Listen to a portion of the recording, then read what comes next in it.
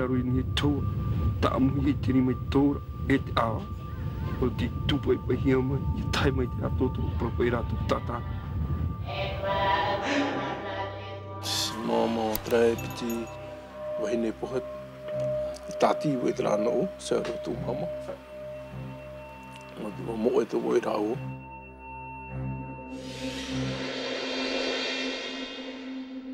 O mea pohi mai awara te jaua. Nā whawhai, nō tea.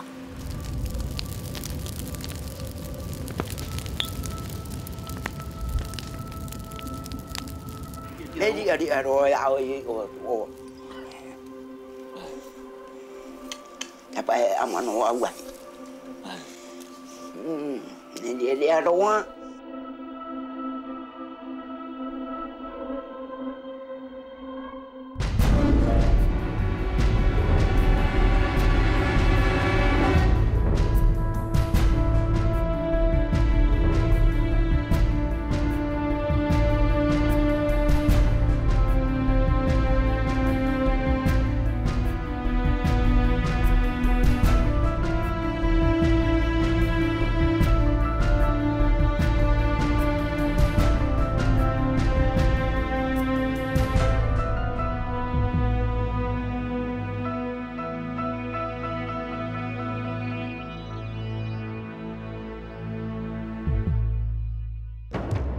Septembre 1987.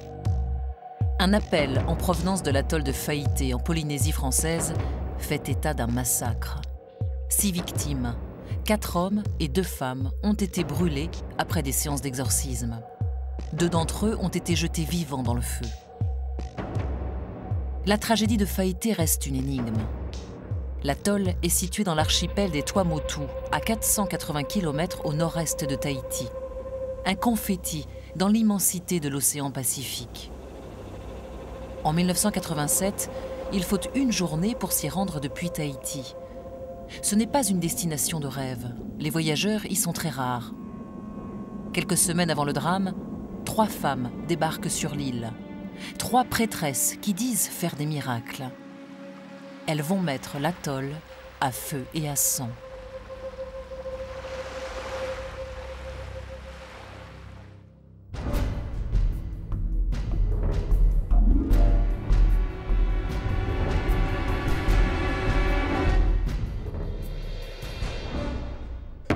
Commence le 11 août 1987.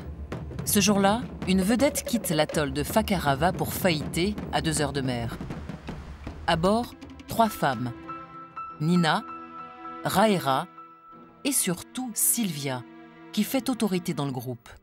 On dit que Sylvia possède des dons surnaturels et que Dieu lui-même parle parfois par sa bouche. Yves Piriou était avocat lors du procès de Faïté. Pour lui, aucun doute possible. L'origine du drame remonte à la venue des 3 prêtresses sur l'atoll. Ils ont décidé de partir à Faïté pour des raisons d'ailleurs assez banales finalement. Je crois qu'il y en avait une qui avait un cousin ou une cousine à Faïté et puis qui disait tiens on va être logés là-bas. Et donc elles sont arrivées à Faïté en prétendant être l'envoyé dans ne sais quelle parole d'évangile pour le coup, hein, et ont entrepris de faire prier les gens, ont entrepris de convaincre les gens qu'ils devaient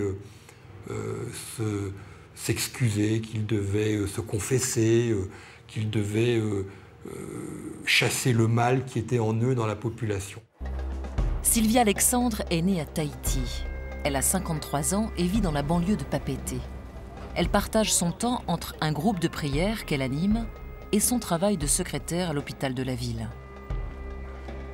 C'était un peu ce qu'on appelle une mamie tahitienne ici. Tout à fait simple, très très imprégné de religiosité et surtout de renouveau charismatique. Sylvia Alexandre est membre du Renouveau charismatique, un mouvement catholique né aux États-Unis en 1967, l'époque des communautés, des grands mouvements spirituels. Alors que la foi catholique décline, le Renouveau donne de plus en plus d'importance aux laïcs et leur confie la création de groupes de prière. On se confesse entre soi, on prie dans les maisons. Véritables missionnaires, les membres du Renouveau charismatique prétendent guérir les malades. la plupart pensent que l'Esprit Saint agit à travers eux. Soutenu par le pape, le renouveau charismatique est aussi une arme de combat contre les églises protestantes et les mormons qui prospèrent en Polynésie. En 1982, le père Tardif, un prêtre québécois, organise une grande messe à l'américaine au stade de Papeete. 15 000 fidèles sont au rendez-vous. Parmi eux, Sylvia Alexandre. Elle rêve de tenir un rôle dans cette église catholique qui lui interdit la prêtrise parce qu'elle est une femme. Le renouveau charismatique va bouleverser sa vie. Monseigneur Koppenrath n'a encore jamais parlé du drame de Faïté. En 1987, il est responsable du renouveau charismatique en Polynésie. C'est à lui que Sylvia vient demander l'autorisation d'aller prier sur l'atoll. Elle m'a demandé si je ne pourrais pas faire des prières pour les malades. Or, on m'avait déjà mis en garde. Elle avait un petit groupe de prières à Roué, avec essentiellement des vieilles. Et elle disait des choses bizarres dans ce groupe de prières. Elle parlait des morts, enfin, il y avait quelque chose de pas très...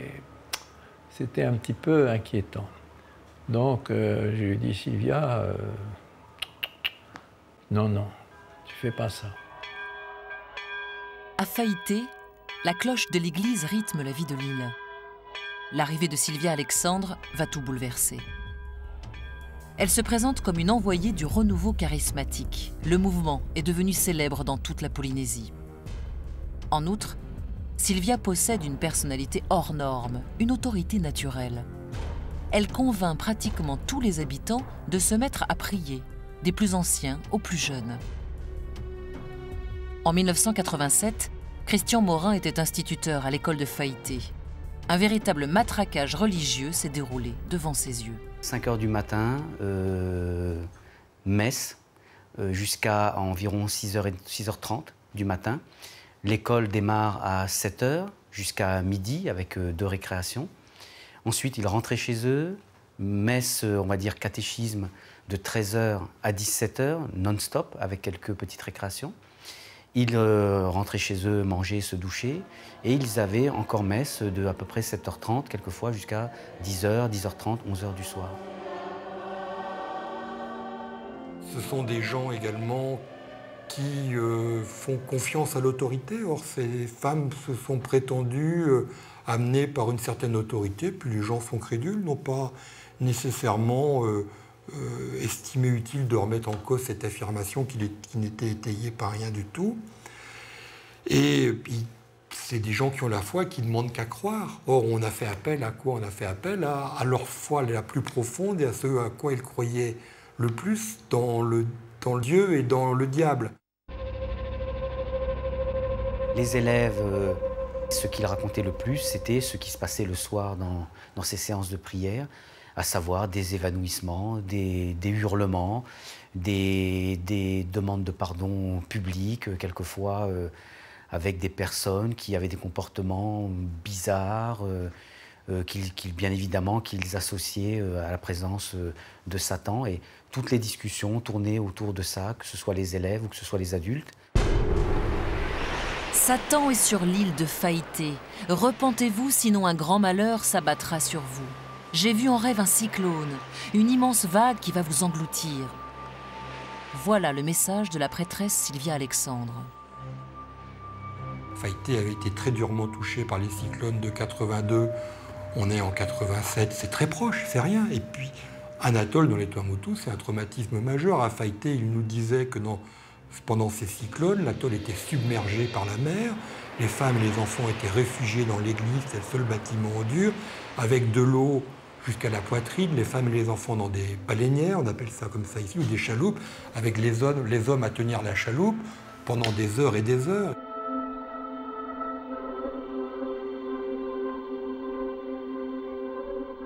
Lorenzo Marama est journaliste. Il est né dans un atoll proche de Faïté. Comme beaucoup d'habitants des Tuamotu, il a grandi dans la peur ancestrale du cyclone. Dans les légendes polynésiennes, on parle beaucoup de destruction massive, les atolls qui s'enfoncent, donc les cyclones. Et tout ça est associé à la notion de mal, de mauvais esprit, de méchant. Et dans le christianisme, il y a aussi ce phénomène de déluge. Moi, je dirais que c'est l'addition de ces deux préceptes, donc bibliques et traditionnels. Les gens n'ont plus fait, en fait, un amalgame. Un amalgame de croyances. La menace porte d'autant plus que Sylvia se réclame des autorités religieuses de Tahiti. Pourtant, elle n'a reçu aucun mandat. Pire, à Papeete, on se méfie d'elle. Mais à Faïté, personne n'est au courant. Elle a pris l'ascendant sur tout le monde. Ça devait être très excitant pour elle d'avoir pris le pouvoir dans un petit atoll comme ça et d'être les grandes pétresses, les déesses, et de voir tout le monde soumis à leur volonté. La plupart des gens de l'atoll y participaient. De fil en aiguille, elles ont créé ce climat en désignant des apôtres, en désignant des disciples sur place, et puis quand elles sont parties, elles en ont fait des apôtres, donc des jeunes, sans grand discernement, avec une foi très, très basique, à qui elles ont donné du pouvoir. Elles ont dit on part, mais maintenant vous êtes nos apôtres, vous allez continuer. Une semaine avant les faits, les trois prêtresses laissent derrière elles, en plein cœur du Pacifique, une population désorientée. Par les confessions publiques, elles ont révélé les péchés que chacun gardait pour soi. Leurs apôtres ne vont pas tarder à se convaincre qu'il faut éliminer le démon de manière radicale. Terrible coïncidence, il n'y a pas de curé. Le maire est en déplacement à Tahiti. Le policier municipal a dû s'absenter. Plus aucune autorité. Livrée aux apôtres de Sylvia, l'île est seule.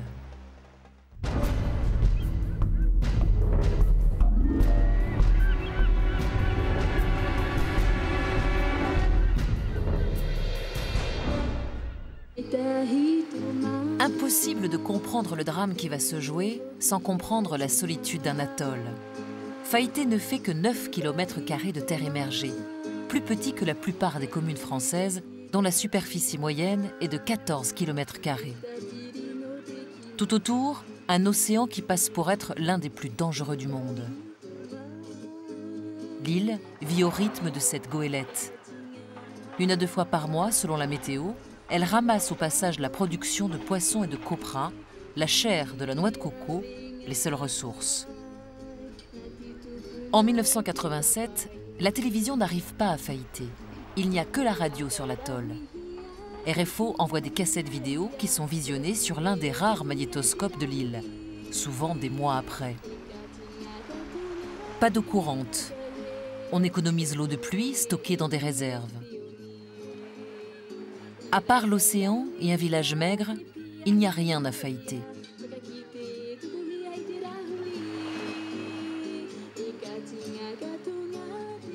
Max Gatti était juge d'instruction. Il a débarqué sur l'atoll quelques jours seulement après le massacre. Il y découvre alors une société minuscule.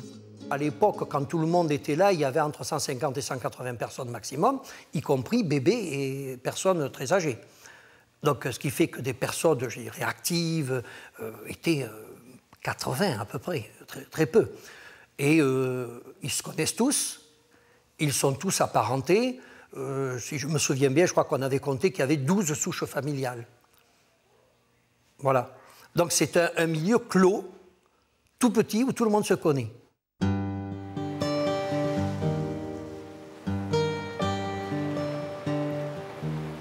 La vie au Tuamotu est monotone. Il n'y a pas de cinéma, il n'y a pas de vidéo, il n'y a pas de jeux, des Game Boy, il n'y a pas de théâtre. On se lève le matin, on prend un petit café, on se rend dans la cocoterie, on prépare le copra. Ensuite, dans l'après-midi, on va pêcher pour donc, le dîner du soir. Le lendemain matin, rebelote. C'est monotone, c'est calme, c'est paisible. Et lorsque 3 dames débarquent donc sur l'atoll, ils vous annoncent une grande nouvelle, une nouvelle façon de prier, de se rapprocher de Dieu. Voilà, c'est une nouvelle façon de se rapprocher de Dieu. Pour le Polynésien qui est très croyant, je dirais qu'ils sont tombés directement dans le piège. Quelques jours seulement après le départ de Silvia et des 2 autres prêtresses, des manifestations étranges commencent à se produire. Ces premiers symptômes du paranormal, Faimano Tufaomi, 85 ans, s'en souvient encore.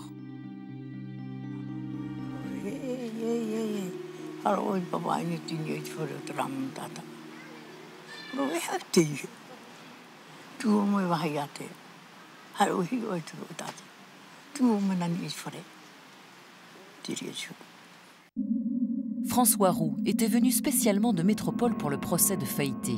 Pour lui, le lien entre les prêches de Silvia et les premières scènes d'hystérie est évident. Ces femmes s'en vont et très rapidement, quelqu'un dit « Je suis possédé par le démon, il faut m'exorciser ». Et on est dans cette situation absolument hallucinante, c'est le cas de le dire, où ce sont les victimes elles-mêmes qui, au départ, viennent dire « Je suis possédé par le démon ». Et quelqu'un voit un chat noir, tous les ingrédients sont là, et il faut m'exorciser. Et certains vont pratiquer des exorcismes, tout ça va durer pendant plusieurs longues heures et journées.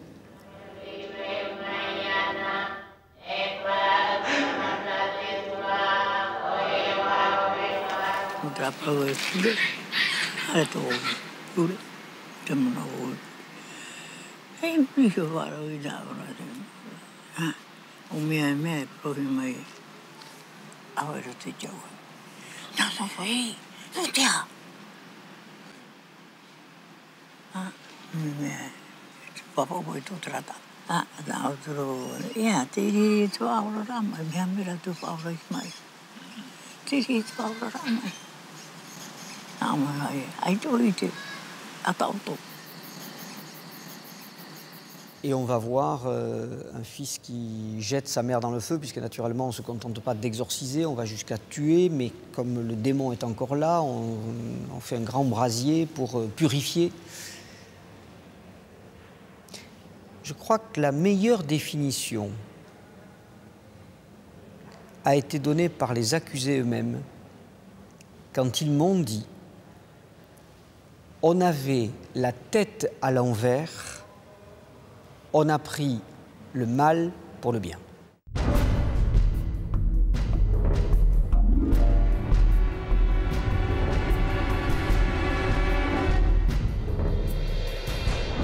J'avais vu un homme qui est attaché avec des cordes.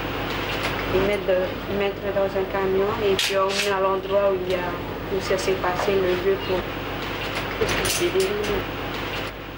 Et ils l'ont amené où cet homme? Bien, sur le lieu là, sur le terrain volleyball qui est en face de l'église. Et ensuite, qu'est-ce qui s'est passé? Là, il a balancé dans le feu, attaché. 2 septembre 1987, un peu avant la tombée de la nuit, un homme est placé sur un bûcher. Ioanné Harris est mort des suites d'une séance d'exorcisme parce que les apôtres de Silvia ont décidé qu'il était possédé par le diable. Avec du bois mort, des planches, des pneus, on a dressé un bûcher. Les témoins encore lucides croient vivre un cauchemar. Une scène digne des pires heures du Moyen-Âge est en train de se jouer devant leurs yeux. Moi, j'ai vu un bûcher avec des flammes entre 6 et 10 mètres de haut, un bûcher vraiment énorme. Des personnes qui étaient autour, à qui j'ai posé quelques questions.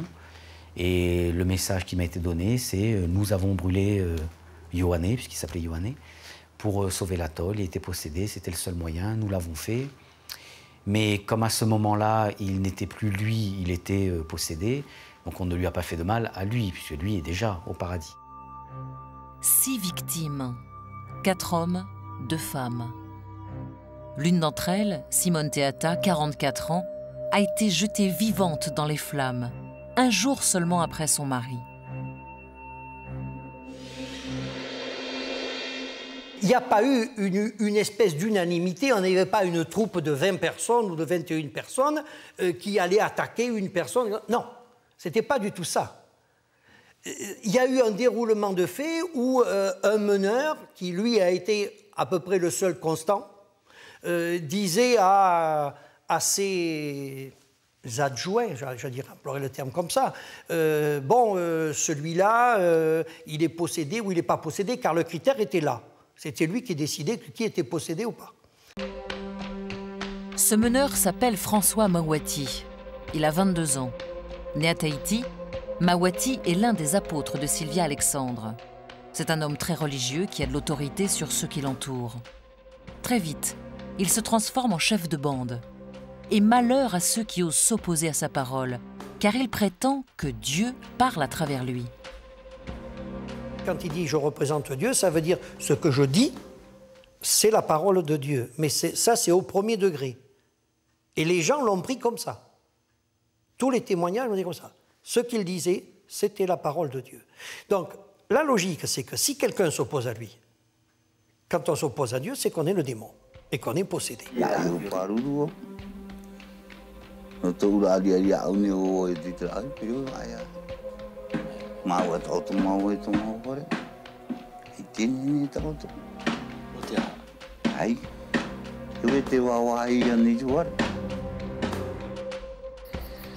La terreur règne sur l'atoll, d'autant plus que la frontière entre bourreau et victime est floue.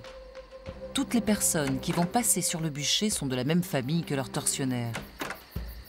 Les victimes, c'est les bourreaux, et les bourreaux, c'est les victimes. C'est-à-dire que tous ces gens-là étaient de la même famille, vivaient ensemble, et on n'avait pas d'un côté le clan des victimes et de l'autre côté le clan des bourreaux, dans la mesure où c'est le frère, la sœur, le mari, la femme, le concubin, le voisin, le cousin, et chacun de ceux qui étaient restés dans l'atoll était lié à la fois à des inculpés et à la fois à des victimes. Rémi a été condamné dans le procès de Faïté. Acteur et victime à la fois, il a assisté à la mise à mort d'une partie de sa famille.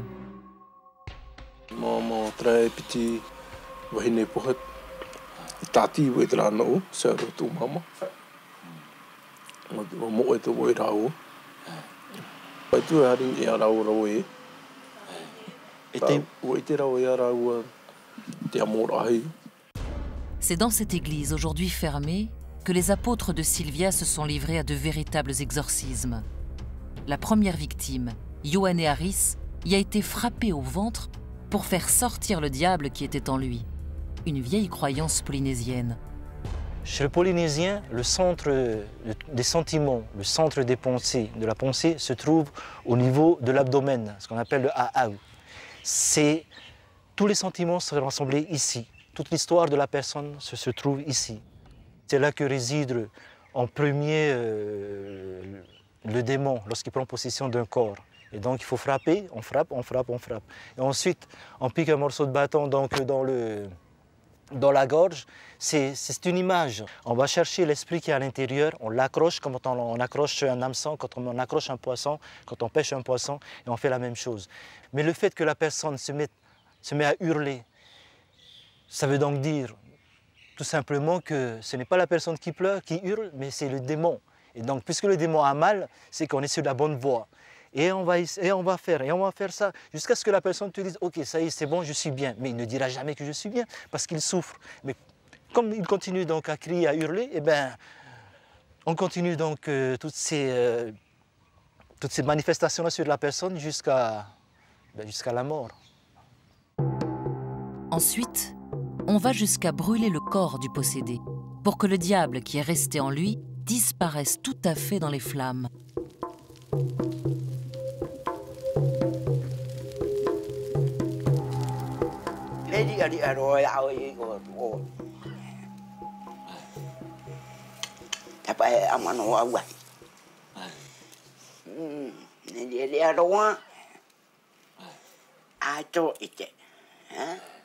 Mais tra oi pai tu pu mi ama to e wo a cho ite a cho ta na mi cha te de me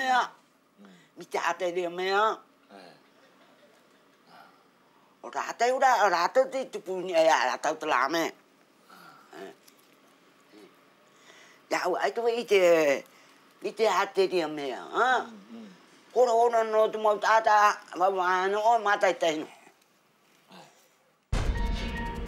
Tandis que les apôtres continuent la chasse aux sorcières, personne ne songe à porter secours aux malheureuses victimes. Il y a la peur mais aussi l'éloignement. En 1987, Faïté ne possède pas encore le téléphone. La seule personne qui tente d'appeler au secours, c'est l'instituteur du village. Mais il doit être prudent, car il va le faire au péril de sa vie. Le lendemain du premier homicide, je suis allé à la poste seul et j'ai insisté très lourdement, j'ai même exigé qu'on m'ouvre la porte et qu'on me passe le responsable de Radio Mahina, qui n'a pas voulu me prendre parce que c'était une époque où c'était le plus fort qui avait le créneau horaire sur tous les atolls de la Polynésie. Donc j'étais obligé au même moment de lui dire qu'il y avait une urgence absolue, que j'exigeais d'avoir la ligne et que j'étais le directeur d'école et qu'il se devait de me la donner. Cette radio aurait pu avoir la vertu d'éviter le pire, mais cela ne s'est pas produit. Alors qu'en France, le téléphone satellitaire existe déjà, il est inconnu en Polynésie. Les seules communications entre l'atoll et le reste du monde passent par cette CB. Impossible d'appeler discrètement la gendarmerie. L'instituteur sait bien que s'il parle en clair, il peut lui aussi rejoindre le bûcher. À l'époque, toutes les îles avaient une seule fréquence d'écoute. Par exemple, tu me parles de Faïté. Si Faïté était en communication avec nous, dans toutes les îles qui sont aux alentours, ils écoutaient, ils sont sur la fréquence, ils attendaient leur tour. Je savais qu'il y a des choses que je ne pouvais pas dire, puisque il y avait 3 jeunes qui m'entouraient dans le petit local de la poste. On m'a laissé faire, mais encadré. Et donc, quand j'ai eu Madame le maire, je lui ai dit, bon, il y a des choses qui ne vont pas bien. Il faudrait que le maire revienne, si possible, pas seul. Pendant ce temps, un homme, Tautu Tokorangi, est ligoté, chargé dans le camion municipal et jeté vivant sur le feu. Puis retiré, puis jeté à nouveau. Un témoin décide alors d'appeler une nouvelle fois. Mais au lieu de contacter la gendarmerie, il téléphone au prêtre, Hubert Copenrath. Il voulait absolument communiquer, mais en même temps, il ne voulait pas dire qu'est-ce qui se passait. Alors, il me téléphonait par exemple à moi et je ne comprenais rien du tout à ce qu'il me disait. Il parlait par allusion. Et finalement, j'ai compris qu'il se passait quelque chose de très grave et avec le maire qui était ici, nous avons décidé de partir. Hubert Copenrath et Michel Théata, le maire, affrètent en urgence un avion. Mais il leur faut presque une journée pour allier Faïté. L'avion se pose tout d'abord sur l'atoll de Fakarava, puis ils doivent attendre une vedette rapide et affronter la haute mer. Quand ils prennent pied sur l'île, le maire et le prêtre découvrent une population sous le choc. Un homme est ligoté, prêt à être brûlé à son tour. Nous sommes immédiatement partis voir cet homme qui avait été déjà... on lui avait peut-être donné des coups ou bien enfoncé des choses dans la bouche, je ne sais pas trop quoi. Enfin, il était presque inconscient. Et on a dit à ces personnes, vous allez immédiatement relâcher cet homme. Ils ont été très étonnés, comme si on leur demandait quelque chose d'inconsidéré. Mais on leur a dit, si, il faut le lâcher. Et ils m'ont dit, puisque c'est toi qui le demandes, on va le faire. «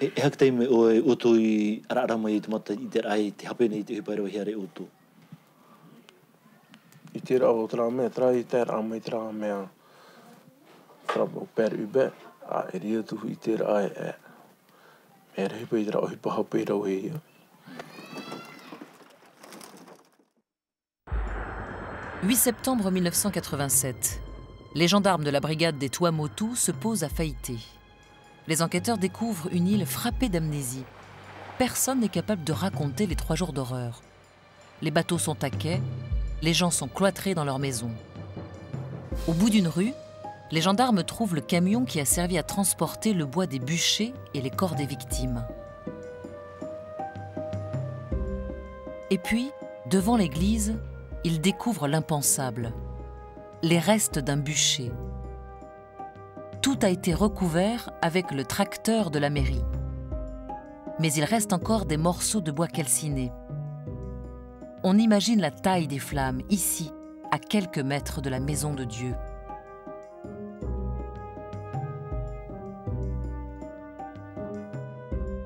Dans le siège des gendarmes, les autorités de la République française ont fait le déplacement. Tous veulent voir le bûcher. Très vite, la nouvelle va faire le tour du monde. Sur place, les gendarmes ne vont avoir aucun mal pour identifier des bourreaux, du jamais vu. Spontanément, les gens se livrent, mais rien n'est clair. Et puis, c'est au tour du juge Gatti de faire le déplacement. L'instruction commence. Je suis allé sur place pendant 8 jours la première fois, et là déjà nous avons essayé de comprendre. Nous avons interrogé les gens, nous avons perfectionné l'enquête préliminaire pour essayer de comprendre ce qui s'était passé, quel rôle chacun avait pu jouer. Donc les gens, je les ai vus parce que j'ai vécu avec eux sur place. Les visages des possédés sortent enfin de l'ombre. Une douzaine de personnes d'abord, puis très vite, ce chiffre va monter à 24. 24 accusés sur une population de 80 adultes. Autant dire que toute l'île est concernée. Chaque famille, chaque accusé a maintenant le regard tourné vers la justice. Les chefs d'inculpation actuellement retenus sont les suivants. Nous avons des présomptions graves de coups mortels, de meurtre, de parricide, de complicité de parricide et de coups et blessures volontaires. Les pénalités encourues sont de l'ordre de la réclusion criminelle à perpétuité. À Tahiti, dans la prison du Nutania, qui passe pour être un véritable enfer, les accusés comprennent maintenant que les griffes de la justice se sont refermées sur eux. Pourtant, sur ces images, ils ne semblent pas réaliser la gravité des actes qui leur sont reprochés. En prison, la solidarité qui régnait sur l'atoll s'est reconstituée. Comme à Faïté, la communauté fait bloc. On vit ensemble, on se soutient. On accepte le sort qui est réservé aux grands assassins.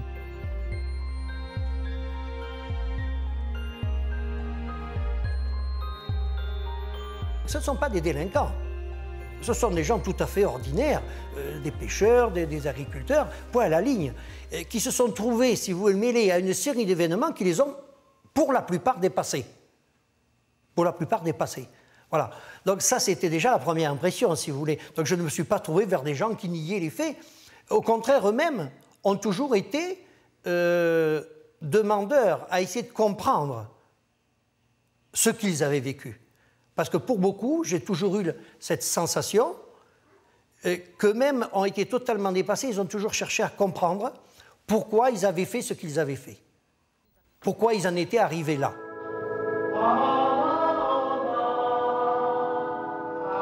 Ces images d'hommes qui ont commis le pire, tournés derrière les barreaux, semblent irréelles.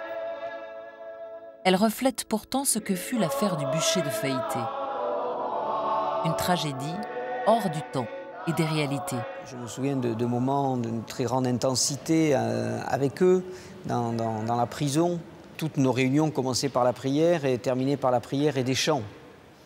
Je n'oublierai jamais ça. Et puis, ben voilà, ils faisaient confiance à la justice. Ils pensaient que la justice allait comprendre. James Lowe a défendu l'un des accusés du procès de Faïté. Il était alors un tout jeune avocat. Ses premières assises l'ont profondément marqué. On ne rentre pas dans un dossier comme cela sans émotion. C'est évident, hein. Humainement, c'était quand même un peu difficile à appréhender ces comportements. Mais à la fois l'horreur des faits, crûment comme ça, et la gentillesse et je ne sais pas comment dire, ces gens, ces personnes, dégageaient tellement en eux quelque chose qui ne ressemblait pas du tout à ce qu'ils ont commis. C'est ça qui m'a le plus marqué en réalité. C'est des gens, tous des gens bien, quoi, des gens des îles que nous connaissons et qui, en principe, ne font pas de mal. Quelques mois après le drame, un aviso-escorteur de la Marine nationale quitte Papeete en direction de Faïté. Le juge Gatti a ordonné une reconstitution. Il faudra près de 3 jours de mer pour rejoindre l'atoll. Mais les choses ne vont pas se dérouler comme prévu. On était tous très inquiets de l'arrivée parce que les faits étaient relativement récents. Les faits dataient de 2 mois et demi, 3 mois, ce qui est récent. C'était quand même des faits exceptionnels dans un petit atoll. Donc Les criminels, ceux qui étaient appréhendés comme tels, en tout cas, arrivaient sur l'atoll, et on pouvait craindre des réactions de la population, notamment des réactions des proches des victimes. Et ils ont été accueillis à la Polynésienne. Et il y avait une personne âgée qui m'a demandé ce qu'on venait faire et qui m'a dit qu'elle pensait qu'on les ramenait. Il y avait deux temps bien distincts. Il y avait le temps de la reconstitution, ou le temps où il y avait des interrogatoires avec mon greffier, avec des avocats, qui était un temps de travail. Et puis ensuite, il y avait la vie. Et quand on est sur un atoll, que vous soyez juge, que vous soyez avocat ou que vous soyez habitant, vous êtes sur un atoll, vous êtes paumé, vous êtes tout seul. Donc il faut vivre ensemble. Et ça aussi, c'est une des données, si vous voulez, qui est fondamentale dans cette affaire, c'est ce vivre ensemble auquel on est obligé, on est contraint. Et le vivre ensemble va aller très loin. Une fois de plus, la réalité de cette reconstitution frise le surréalisme. Les détenus sous escorte rentrent manger chez eux. On fraternise presque. On a organisé un match de football, gendarmes, avocats d'un côté, détenus de l'autre. Ensuite, après le match de football, on a fait pareil au volley et on a tous terminé dans le lagon par une baignade générale. Et on est parti dans des conditions de chants, couverts de cadeaux, couverts de colliers de fleurs, dans une grande émotion et finalement un grand sentiment de fraternité. Donc moi, c'est des souvenirs qui sont très prégnants et dont je garderai toujours l'empreinte. Ça m'a beaucoup marqué. Chacun des hommes qui a participé à cette reconstitution va faire preuve d'une grande honnêteté avec la justice. La collaboration sera totale. Ils étaient comme des élèves à l'école, comme des écoliers. On demandait à un, je ne sais plus lequel d'entre eux, ce qu'il avait fait. Il ne se souvenait plus. On lui demandait, mais est-ce que tu as tapé ? Il ne s'en souvenait pas. Et le juge, lui dit, mais un tel dit que tu as tapé. Il se retourne vers le un tel en question dont le nom m'échappe. Il lui demande et le gars lui confirme, si, tu as bien tapé ou tu as bien pris une cuillère pour racler la gorge. Le fait importe peu. Et les autres qui étaient là également, oui, c'est bien toi, tu ne te souviens pas ? Et il dit au juge, non, je ne me souviens pas, mais si les autres le disent, c'est que c'est vrai. C'est alors que la justice va enfin comprendre ce qui s'est passé à Faïté. Quelques années plus tard, un journaliste filmera l'un des condamnés en train de regarder les photos de la reconstitution. Ce document est unique. Il montre des jeunes gens en train de commettre le pire. Aux questions du journaliste, le condamné répond avec la même honnêteté sans doute que lors de ses aveux au magistrat. Là, c'était à Sirénia avec Tautu.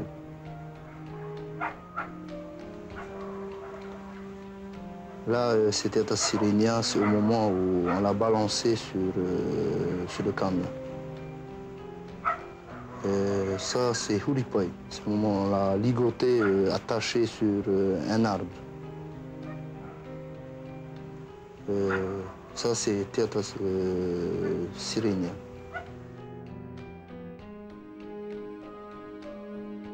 Quelque temps après les faits, une croix a été dressée devant l'église, sur les lieux mêmes du bûcher. Aucun nom n'est inscrit dessus.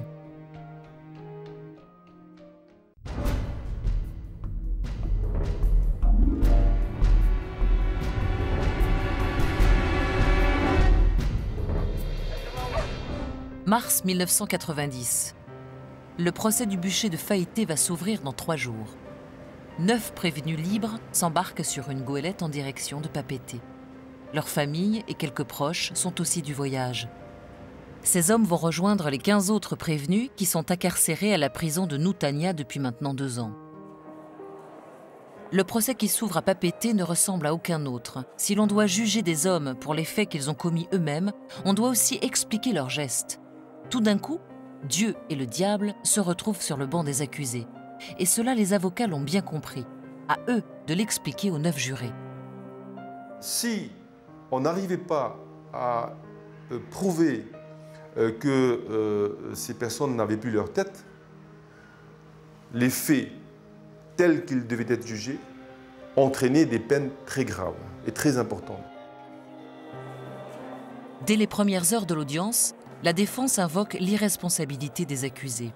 Seulement voilà, le tribunal de Papeete a renvoyé 24 hommes devant une cour d'assises pour y être jugés. Et si cette irresponsabilité est démontrée, Cette cour ne sert plus à rien et le rôle même de la justice dans ce genre d'affaires pose alors bien des questions. Est-ce que l'injustice peut réellement passer dans des situations dans lesquelles on n'a pas quelqu'un qui a tué pour son intérêt personnel? Mais soit par idéologie, comme au Cambodge, soit dans le cadre d'une espèce d'incendie qui ravage tout, comme ça s'est passé au Rwanda.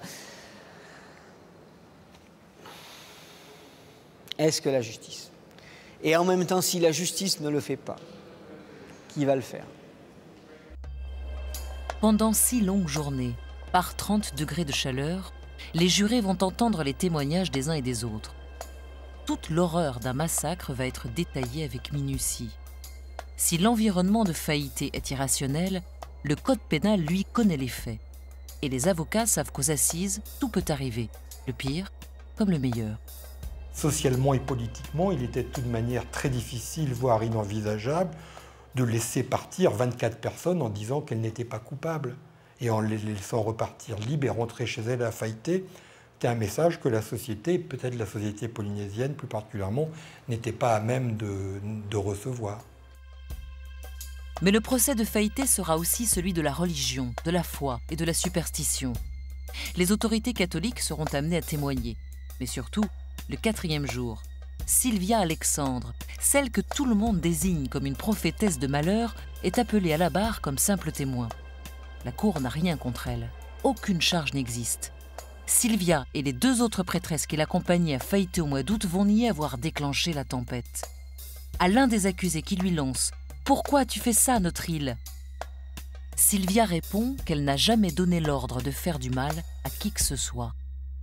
C'était facile, entre guillemets, de la prendre comme bouc émissaire, l'élément déclencheur avec les 2 autres personnes. C'est vrai qu'elles ont été sur cet atoll, c'est vrai que 8 jours après leur départ, il s'est passé des choses complètement imprévisibles, mais je pense que leur message de paix et de prière a été complètement dévoyé.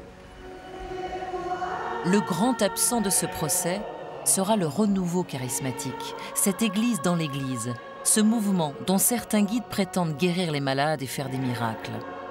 C'est en son nom que Sylvia Alexandre a laissé sur l'île de Faïté un fusil chargé. Le père Hubert Copenrath, qui était alors responsable du renouveau charismatique, s'est élevé contre les accusations que l'on portait contre le mouvement. C'est d'ailleurs lui qui a ramené la paix sur l'île de Faïté. Il a toujours affirmé qu'il s'agissait de déviance. Rien à voir avec la religion catholique. Pour le prêtre, la punition était nécessaire. Le jury était composé de gens qui pensaient qu'on ne fait pas ces choses-là, il faut punir. Personnellement, je crois qu'il fallait effectivement, moi je les ai défendus tant que je pouvais, mais il valait mieux qu'ils soient punis. Lors de son réquisitoire, le procureur général Moret demande des peines extrêmement lourdes si l'on considère que les responsabilités sont diluées. Entre 20 et 15 ans pour les meneurs. Pour les autres, ceux que la justice a qualifiés d'exécutants, des peines entre 10 et 5 ans. Au total, le ministère public demande 178 ans d'emprisonnement. La Cour s'est conformée au travail du juge Gatti. On est loin des parties de football sur les plages de Faïté. La Cour avait bien individualisé les peines de chacun et tout mon travail d'instruction avait été justement de déterminer les responsabilités, enfin, au moins déjà ce que chacun avait fait ou pas fait et quelles étaient leurs responsabilités. Tout mon travail a été dans ce sens-là. Une grande partie de ma souffrance était née de ce décalage que je sentais entre une accusation qui en faisait un procès banal de crime de droit commun et la réalité de Faïté. Et ça m'était tellement insupportable. Et on a souffert avec Jean-Jacques de Félix, avec les confrères, je me souviens de James Lowe pleurant en sortant de l'audience. Les larmes d'un avocat, le chagrin d'un défenseur qui a cru jusqu'au bout qu'une cour d'assises pouvait acquitter 24 hommes parce qu'ils avaient agi sous l'emprise de forces surnaturelles. Le verdict est moins lourd que le réquisitoire. Pour François Mawati, le meneur, 14 ans. Paul Teiva et Léonard Toufaouni, 10 ans. Puis les peines s'étalent entre 8 et 3 ans. Quelques-uns écopent du sursis. La justice est passée. Elle n'a pas accordé son pardon. Aujourd'hui, tous ces hommes sont libres. La plupart sont revenus à Faïté. Ils vivent à côté des familles de leurs victimes. Bien des secrets demeurent encore.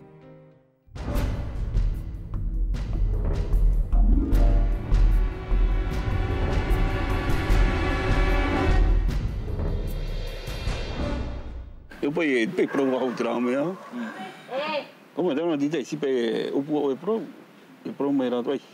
Tapu ia de namo. Paure te namo. Pai fa o iru tu fai nu. Como ni pe ra hiro ai.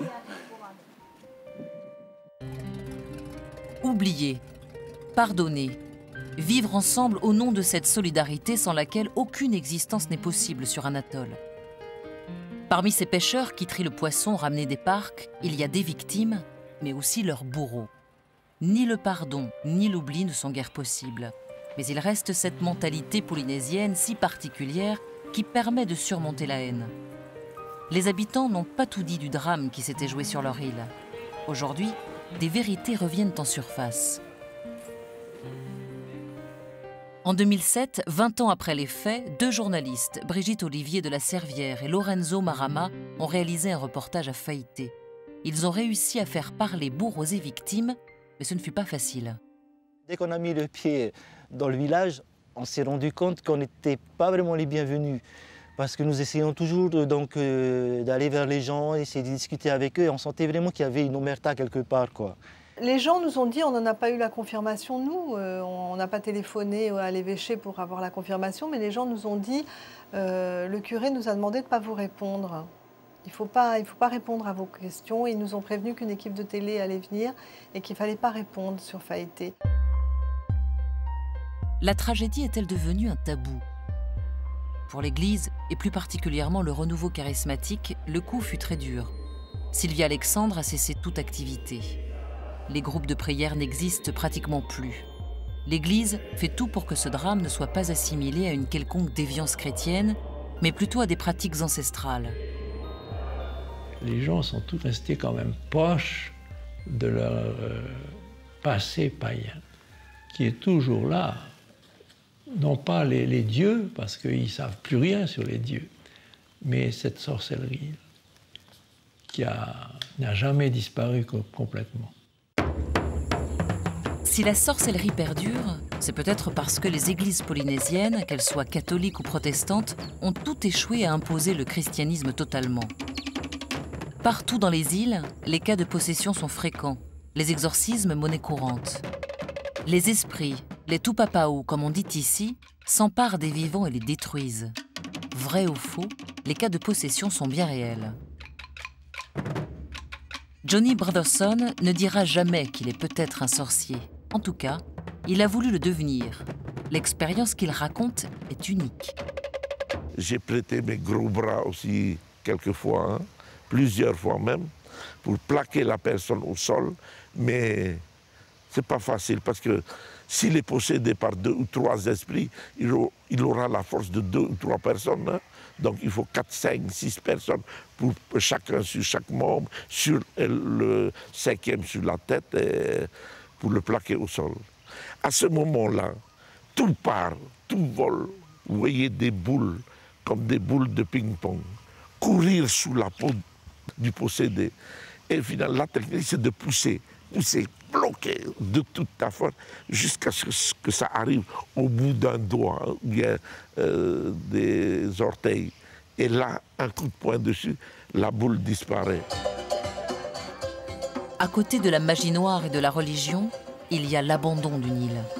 La tragédie de Faïté a rappelé à tous que cette terre française avait été ignorée pendant de trop longues années. Vivre à Faïté, ce n'était pas vivre au paradis, comme le disent les brochures de tourisme. Immédiatement après que se soient éteints les bûchers, les autorités sont allées sur l'île et ont accordé ce qu'elles avaient jusque-là refusé, le téléphone et une piste d'aviation.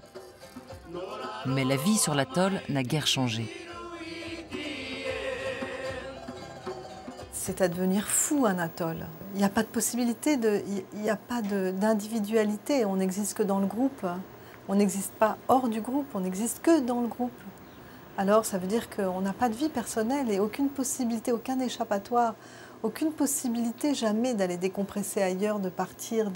La pression du groupe, de la famille est telle que je crois qu'il faut vraiment avoir les reins très solides pour un mental d'acier pour vivre comme ça sur un atoll isolé quand le bateau passe toutes les 3 semaines.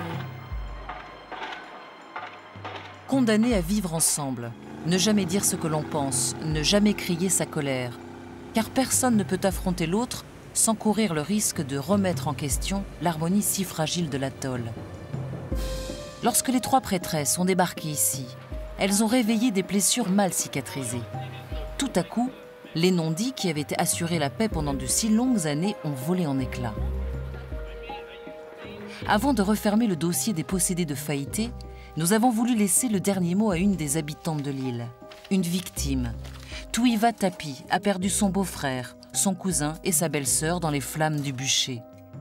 Sa vérité sur la tragédie dérange, mais elle est peut-être le dernier des secrets de Faïté. Je me suis dit, pourquoi, Seigneur? Pourquoi? À cause de ces femmes-là. Parce qu'à ce moment-là, il y a le cadastre, ils sont venus ici. Oui. C'est un problème de terre, c'est ça la vérité. C'est ça la vérité. À cause de terre. Il y a eu des problèmes entre les familles?